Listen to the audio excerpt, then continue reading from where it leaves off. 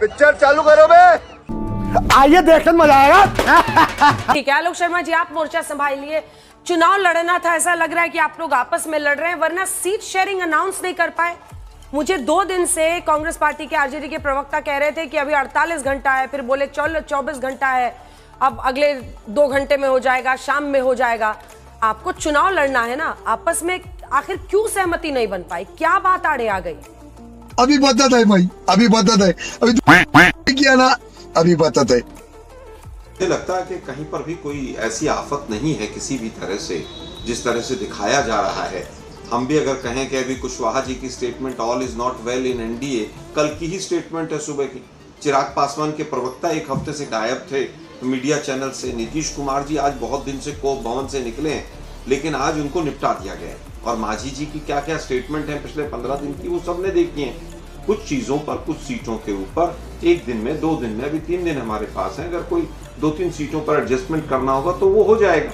कोई friendly fight नहीं होगी। महागठबंधन का एक ही कैंडिडेट अंत में चुनाव लड़ेगा। You are right bro. आज देखिए कितनी चालाकी के साथ भारतीय जनता पार्टी ने नीतीश कुमार जी को निपटाया। किस तरह से इतने दिन तक तमाम प्रवक्ता टीवी चैनल्स पर झूठ बोलते रहे कि नहीं नीतीश जी सीएम होंगे, नीतीश जी सीएम होंगे। अभी 3 दिन पहले भी एक टीवी चैनल पर इन्हीं के सुधांशु भाई के प्रवक्ता ने मुझे कहा कि मेरे से लिखवा लो, बिल्कुल नीतीश जी सीएम होंगे।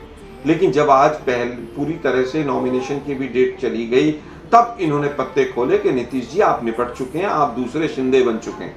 बिहार में जो हमने शिंदे का हाल किया था उससे बुरा हाल करेंगे। और नीतीश जी की तो मजबूरी है, क्या करेंगे। लेकिन नीतीश जी के कार्यकर्ता बहुत ज्यादा निराश हैं। ये बड़ी अच्छी बात कही आप। बहुत बड़ी बड़ी बातें सुधांशु भाई ने अभी कही, लेकिन मर्डर करने वाला जो आरोपी है उसको आपने डिप्टी सीएम बना के रखा है, जिसके ये नहीं पता कि वो डी.लिट कहां से की, 7वीं कहां से की, 10वीं कहां से की। तमाम लोगों ने देखा, ऐसे ऐसे लोगों को आपने वहां पर नेता बना रखा है और आप दूसरे दलों के ऊपर सवाल उठाते हैं। अरे बाप रे, ये तो धोती खोल रहा है। डीएनए की बात करते हैं। अरे भाई डीएनए किसने पूछा था? तो मोदी जी ने पूछा था ना, डीआर का डीएनए। और फिर बोरे भर भर के वहां से डीएनए आ गए थे यहाँ पीएमओ, ये भी याद होगा आपको। कोई भी किसी भी राज्य का मुख्यमंत्री होगा वो कहेगा कि मेरे राज्य के लोग ज्यादा अच्छे हैं दूसरे राज्य से, मेरे राज्य का ज्यादा अच्छा डीएनए। इसमें कौन सी बड़ी बात है भाई? अगर नीतीश जी कहेंगे तो वो भी कहेंगे कि बिहार के लोगों का डीएनए पूरे देश से ज्यादा अच्छा है। मैं भी कहूंगा, आप भी कहेंगे, अंजना जी भी कहेंगे। कोई भी मुख्यमंत्री होगा तो वो कहेगा। इसको इशू नहीं बनाना चाहिए। इशू ये बनना चाहिए कि 20 साल से आपकी सरकार है, पॉवर्टी इंडेक्स में कहां पर हैं आप? 94 लाख फैमिलीज ऐसी हैं जो 200 रुपए से कम कमाती है, उस पर बात नहीं करेंगे।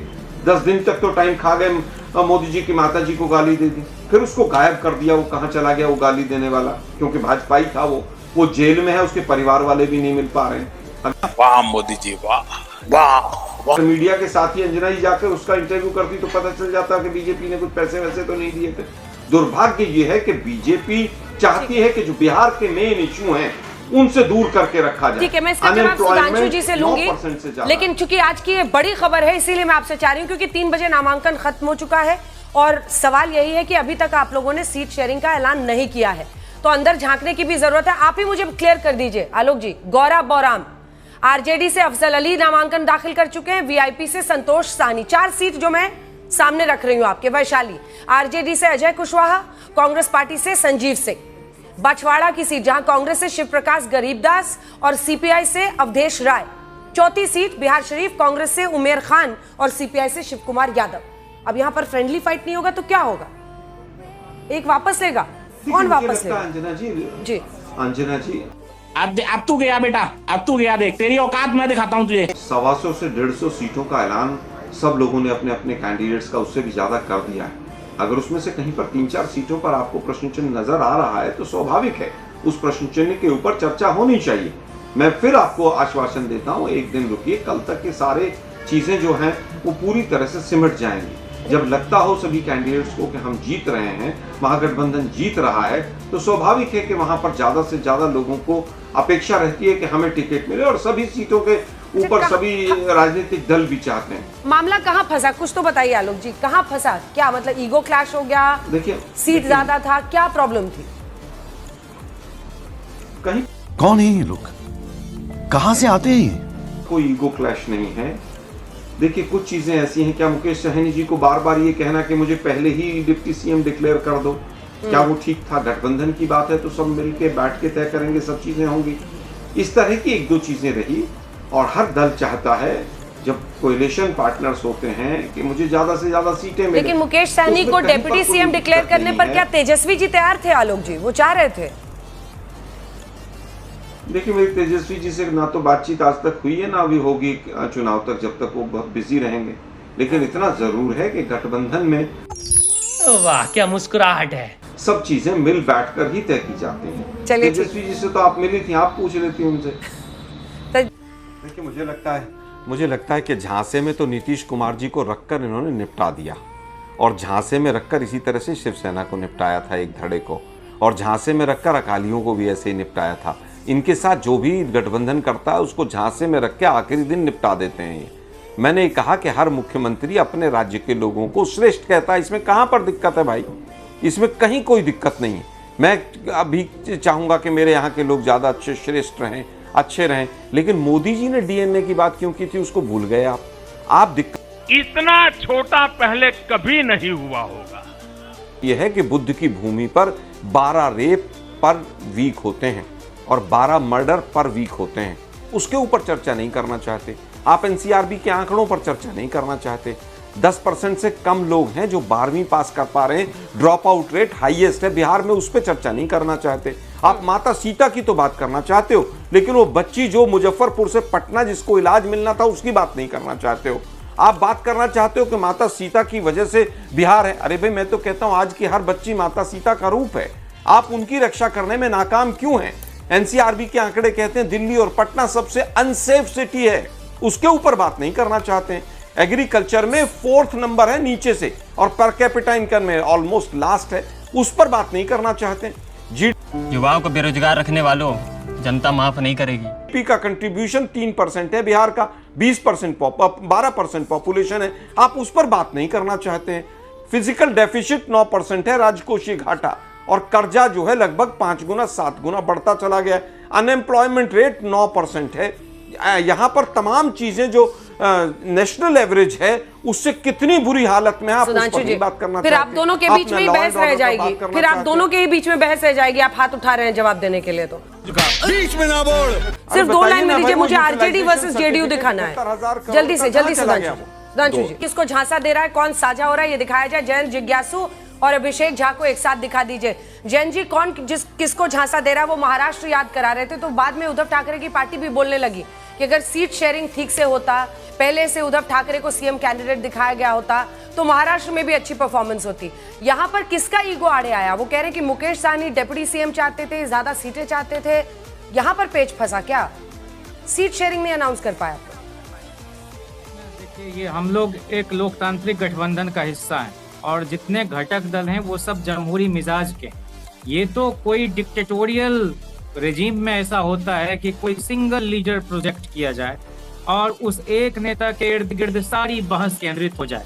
हमारे यहाँ सब लोग चाहते हैं कि भाई ज्यादा से ज्यादा सीटों पर वो चुनाव लड़ें, उसके लिए एक दूसरे के साथ संवाद करते हैं। प्लान था या शुरू से प्लान नहीं था, ये बताइए ना जिज्ञासु जी। सीट शेयरिंग का प्लान था कि नहीं था? अरे कहना क्या चाहते हो? जहाँ जहाँ सहमति एक दूसरे के साथ बन गए, वहाँ लोगों ने अपना नॉमिनेशन दाखिल किया है। और जहाँ कहीं थोड़ी बहुत एक दूसरे के साथ सहमति रही, वहाँ कहीं कहीं फ्रेंडली फाइट भी देखी जाएगी, और जहाँ हमको लगेगा कि विड्रॉ कराना चाहिए, वहाँ एक घटक दल आपस में बात करके विड्रॉ भी कराएंगे अपने कैंडिडेट को। इसमें कहाँ कोई परेशानी? देखिए, मुझे लगता है कि परिवारवाद पर जब बीजेपी बात करती है कि वो फलां उसमें, वो कुशवाहा परिवार क्या है जो बिहार में लड़ रहा है? वो चिराग पासवान परिवार क्या है जो चुनाव वहां पर लड़ रहा है? माझी परिवार क्या है? वो सम्राट चौधरी परिवार क्या है? मुझे लगता है कि बीजेपी सोचती भी नहीं है कुछ भी बोलने से पहले। लेकिन मैं पूछना चाहता हूं, मैंने 4 राज्यों का भी आंकड़ा निकाला जहां पिछले 1-1.5-2 साल में चुनाव हुए, और जेडीयू ने सब जगह कैंडिडेट उतारे हैं। क्या जेडीयू अभी हाल में दिल्ली में चुनाव हुआ था फरवरी के महीने में, इसी साल में, जेडीयू इनके अलायंस पार्टनर है एनडीए की, क्या दिल्ली में चुनाव लड़े थे कि नहीं लड़े थे? दूसरे के गठबंधन पर 2-3-4 सीटों को लेकर आप इतनी बड़ी बात कर रहे हैं। मैंने 4 राज्य निकाल लिए, अरुणाचल में लड़े, मिजोरम में लगे, गोवा में लड़े, कहां नहीं लड़े? कितने राज्य हैं जहां पर जेडीयू छोड़िए शिवसेना लड़ती थी, जो इनके साथ अलाइज रही बहुत लंबे टाइम तक। इवन राष्ट्रपति के चुनाव में क्रॉस वोटिंग करते थे सब मिलकर। तो ये तो लेटेस्ट न्यूज है। बात को छोड़ दीजिए, 2-3-4 सीटें हैं, वो विड्रॉल के टाइम तक सब चीजें ठीक हो जाएंगी।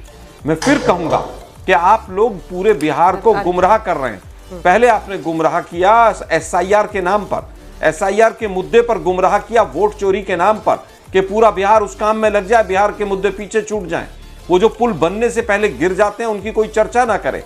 जिस तरह से मोदी जी वहां पर दीदी ओ दीदी कर रहे थे, यहां पर इतने पुल गिरे हैं, 70,000 करोड़ का completion certificate, utilisation certificate CAG कहती है कि हमें नहीं मिला है। अगर वो मिला है तो दीजिए ना भाई।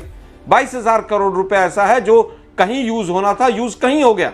2019 तक पहला राज्य है जिसके अंदर निर्भया फंड का एक भी रुपया इस्तेमाल नहीं हुआ था। सुशांत सिंह बाबू के हाल में रेप के और उसके तमाम आंकड़े NCRB के मैंने बताए। क्राइम रेट में 25% की पिछले 3 साल में ग्रोथ है। और फिर आप कहते हैं आप केवल हिंदू मुसलमान कर सकते हैं, दूसरी पार्टियों में ताका झाकी कर सकते हैं। अरे भाई 20 साल हो गए, अब बताइए ना 20 साल में आपका परफॉर्मेंस कैसा है? लोएस्ट। जनता को आप मूर्ख समझना बंद कर दीजिए। आप लोग मुद्दा बना रहे हैं, चेहरा दिखाकर ही हज पर भी जाया जाता है, पहचान होती है, पासपोर्ट भी बनता है, आधार पर फोटो लगती है। तो वोटिंग की जगह पर अगर आंगनबाड़ी दीदी देखेंगी तो कैसे ये विक्टिमाइजेशन हो गया? मैम आप बोलिए, नरेंद्र मोदी जी 2024 में आए थे, पूर्णिया में बोला था घुसपैठ बतलाए, SIR में कितना बांग्लादेशी, कितना नेपाली, कितना श्रीलंका के लोग आ गए। झूठ की तो सौदागरी बीजेपी करती है। नवाज शरीफ क्या बिरयानी मोदी जी खाते हैं और पाकिस्तान से किसको जोड़ते हैं बार बार? ऑपरेशन सिंदूर के बाद यही बैरिस्टर असदुद्दीन ओवैसी साहब को भेजा गया। और बिहार में बिजली के लिए यही बारसोई कटिहार में गोली कांड हुआ, बिजली मांगने के लिए 2 लोग को गोली मार दी गई। 1 रुपया नीतीश जी की सरकार ने नहीं दिया। इंसाफ, सीमांचल की बाढ़ की तबाही पे कुछ नहीं हुआ, बिहार को स्पेशल स्टेटस नहीं मिला। नरेंद्र मोदी जी ने DNA जांच किसका कराया था? आप ही बताइए। यही नीतीश कुमार जी का DNA कराया था ना। पटना यूनिवर्सिटी को सेंट्रल यूनिवर्सिटी का स्टेटस नहीं मिला, सीमांचल को स्पेशल स्टेटस नहीं मिला, बिहार को स्पेशल स्टेटस नहीं मिला, AMU किशनगंज को 1 रुपया नहीं दिए, एक मुसलमान को टिकट नहीं देते, एक मुसलमान मंत्री नहीं है। किसकी बात करते हैं? ठीक है, जवाब दीजिए। आप कुछ भी बोलो, ये नहीं सुनने वाला। वो कह रहे हैं कि जब पैसा दिया बिहार को तब आप लोग कह रहे थे कि बिहार का बजट हो गया। देखिए, हमने कभी भी बिहार को पैसे दिए जाने पे विरोध नहीं किया, लेकिन 10,000 रुपये आप रिश्वत देकर अगर वोट महिलाओं का लेना चाहते हैं तो स्वाभाविक है कि हम विरोध करेंगे कि 20 साल के बाद महिलाएं बहनें जो हैं वो इनको याद आई। जिस तरह से अभी सुधांशु भाई कह रहे हैं हम तो हिंदू मुसलमान करते ही नहीं।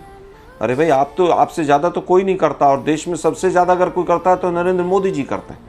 80-20 हो, शमशान कब्रिस्तान हो, रामजादे और दूसरा शब्द हो, ज़्यादा बच्चे वाले, मंगलसूत्र छीन ले जाएंगे, पता नहीं कौन कौन से शब्दावलों का इस्तेमाल करते हैं आप लोग हिंदू मुसलमान करने में, और उसके बाद कहते हैं हम तो कुछ करते ही नहीं है साहब। आपसे ज़्यादा तो कोई समाज में विभाजन करता ही नहीं। NRC आसाम में लागू हो गया क्या? आपकी 5 साल से सरकार थी, NRC आपने पूरे देश में लागू कर दिया क्या? यही JDU जो आपके अलायंस पार्टनर है, इसी ने मना कर दिया था कि हम ये लागू नहीं करेंगे। नागरिकता, अरे भैया मोदी जी और अमित शाह जी बताएं कि कितने घुसपैठिए बिहार में SIR में मिले हैं? आपके पास कोई आंकड़ा है?